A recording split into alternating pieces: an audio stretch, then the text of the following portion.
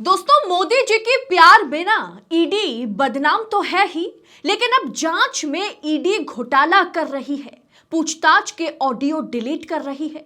जांच के नाम पर मनीष सिसोदिया और संजय सिंह के साथ ईडी गलत कर रही है। मोदी के खासम खास जांच एजेंसी प्रवर्तन निदेशालय पर इसी तरह के आरोपों की बौछार लगाई जा रही है। दोस्तों, आखिर ईडी क्या कुछ कर रही है जांच और कार्रवाई के नाम पर, मनी लॉन्ड्रिंग को रोकने के नाम पर? इसका बड़ा खुलासा हुआ है। सुनकर ना दोस्तों आप दंग रह जाएंगे। तो पूरा माजरा क्या है बताएंगे आपको वीडियो में, तो वीडियो के आखिर तक बने रहिएगा। नमस्कार, स्वागत है आप सभी का देश नीति पर। देश नीति, केवल सच्ची और पक्की खबरें। दोस्तों, ईडी मोदी के लिए तरकश का वो तीर है जिसके जरिए वो हर किसी को घायल कर सकते हैं। इसीलिए ईडी की कार्रवाई सिर्फ विपक्षी नेताओं पर होती है। इस बीच एक बड़ा खुलासा या बड़ा आरोप लगाया गया है ईडी पर कि आखिर ईडी अंदर कैसे काम कर रही है। ईडी पर आरोप लगा कि ईडी घोटाला कर रहा है, जांच में पूछताछ के ऑडियोज को डिलीट कर रही है। आम आदमी पार्टी की ओर से ये ट्वीट सबसे पहले आप देखिए, आपको माजरा समझ आएगा। कभी ऐसा घोटाला सुना जिसमें सरकार का राजस्व बढ़ा हो? 2 साल में बीजेपी की प्रमुख सहयोगी ईडी की 1000 रेड के बाद भी एक चवन्नी की रिकवरी नहीं। पूरा शराब घोटाले का case he said she said पर आधारित है। सुप्रीम कोर्ट ने कहा था 2020 में हर गवाह के बयान ऑडियो वीडियो रिकॉर्ड होनी चाहिए। हमारे केस में और भी ज्यादा जरूरी है क्योंकि कोई प्रमाण तो मिला ही नहीं, सारा केस ही बयानबाजी पर आधारित है। अब दिल्ली की मंत्री और आम आदमी पार्टी की वरिष्ठ नेता आतिशी ने मंगलवार को कहा कि भाजपा के नेतृत्व वाला केंद्र यानी केंद्र सरकार आप नेताओं पर ईडी से छापे मरवाकर पार्टी को डराने और चुप कराने की कोशिश कर रहा है। उन्होंने आरोप लगाया कि एक तरह से आप कह सकते हैं कि ईडी जो है कुछ ना कुछ गड़बड़ी कर रही है। ईडी पर बड़े खुलासा करने की घोषणा करते हुए उन्होंने कहा कि ईडी ने डराने के लिए सुबह छापे मारना शुरू कर दिया। हमारे घर पर धमकी देकर गवाहों के बयान जो है बदलवाए जा रहे हैं या उन्हें डरा करके बयान दिलवाए जा रहे हैं। मंत्री आतिशी ने यह भी आरोप लगाया कि शराब नीति मामले से जुड़े गवाहों को यानी विटनेसेस को आरोपियों के बयान जांच एजेंसी ईडी के बलपूर्वक और धमकी देकर दिलवाए गए। उन्होंने आरोप लगाया कि एक विटनेस ने कहा कि इतनी जोर से थप्पड़ मारा कि कनपट्टी फट गई और इस वजह से दबाव में उन्होंने बयान दिया, खास करके आपके खिलाफ। एक अन्य विटनेस ने कहा कि उनको यह कहा गया यदि आप नेताओं के खिलाफ बयान नहीं दिया तो हम देखेंगे कि तुम्हारी बेटी कॉलेज में एडमिशन कैसे लेती है, कॉलेज कैसे जाती है। एक और गवाह को डराया गया, उसको कहा गया कि तेरी बीवी को गिरफ्तार कर लेंगे, तेरी बीवी को जेल के अंदर डाल देंगे यदि तुमने आप यानी आम आदमी पार्टी के नेताओं के खिलाफ गवाही नहीं दी तो। उन्होंने कहा यानी आतिशी ने कहा कि ऐसे में कैसे पता चलेगा कि उन्होंने जो गवाही दी है वो सही है या गलत है, या फिर कहीं डर करके वो एक तरह से बयान दिए होंगे। आतिशी ने आम आदमी पार्टी ने कहा कि प्रवर्तन निर्देशालय यानी ईडी ने मनी लॉन्ड्रिंग मामले के तहत दिल्ली के मुख्यमंत्री अरविंद केजरीवाल के निजी सचिव विभव कुमार और आपके राज्यसभा सांसद और पार्टी के कोषाध्यक्ष जो है एन.डी. गुप्ता के जो घर है वहां पर भी तलाशी शुरू कर दी है। आतिशी ने यह भी कहा कि ईडी द्वारा सुबह 7 बजे से कुमार और गुप्ता के जो घर हैं, जो प्रेमिसेस है, वहां पर छापेमारी की जा रही है। उन्होंने दावा किया कि दिन भर में अन्य आप नेताओं के ऊपर जो है कहीं ना कहीं छापा मारने की बात हो रही है, बातें चल रही हैं और उन पर दबाव बनाने की कोशिश हो रही है। भाजपा के नेतृत्व वाला केंद्र जो है, केंद्र सरकार जो है, मोदी शाह जो है, वो आपके नेताओं पर छापेमारी कर उन्हें डराने और चुप कराने के लिए ईडी का इस्तेमाल कर रहा है। उन्होंने कहा कि 2 साल के जांच के बावजूद एजेंसियों को कथित जो है उत्पाद शुल्क नीति घोटाले में, लीकर घोटाले में कुछ भी नहीं मिला। दोस्तों, सुप्रीम कोर्ट ने ना, आपको मैं कहती हूं कि आतिशी ने जो कुछ भी आरोप लगाए हैं ईडी पर कि रिकॉर्डिंग्स डिलीट हो रही है, ये वो जो भी है, वो उस पर जांच होने की जरूरत है, लेकिन उसके खिलाफ जाकर के ईडी जो है आतिशी के इस आरोप पर या आम आदमी पार्टी के इस आरोप पर किस तरह से रिएक्ट किया है वो आगे मैं आपको बताऊंगी।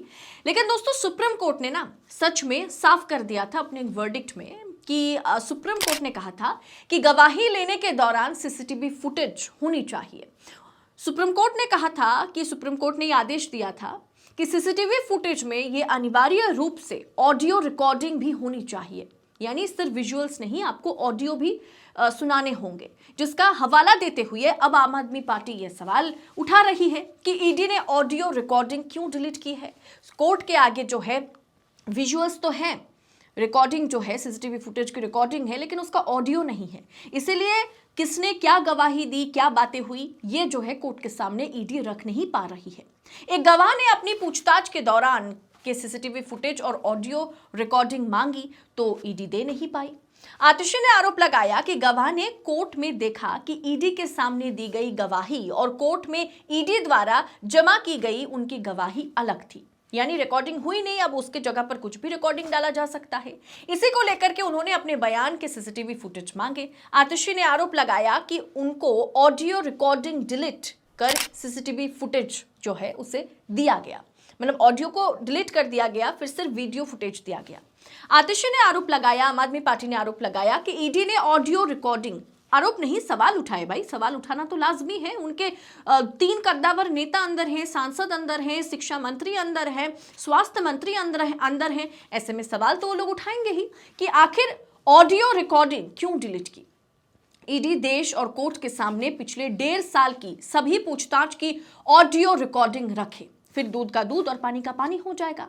हमने कोर्ट में, यानी आतिशी ने कहा, आम आदमी पार्टी के नेत्री हैं वो, और अभी दिल्ली में शिक्षा मंत्री आतिशी ने कहा कि हमने कोर्ट में सभी ऑडियो और वीडियो की डिमांड रखी है।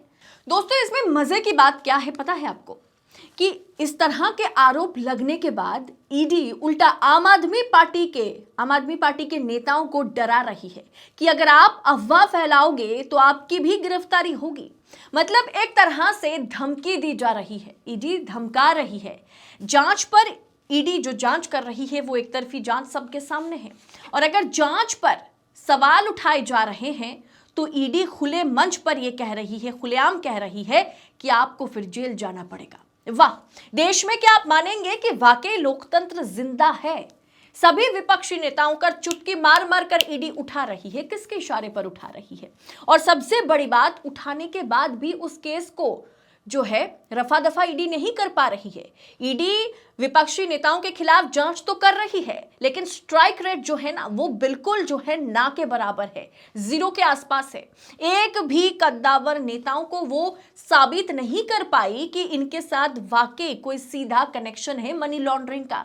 लेकिन जिनका मनी लॉन्ड्रिंग का केस जिन पर रहा, जितने भी कद्दावर नेताओं पर मनी लॉन्ड्रिंग का केस रहा, वो जैसे ही भाजपा में गए उनकी फाइलें बंद हो गई, जबकि सबके सब करप्ट नेता पाए गए थे।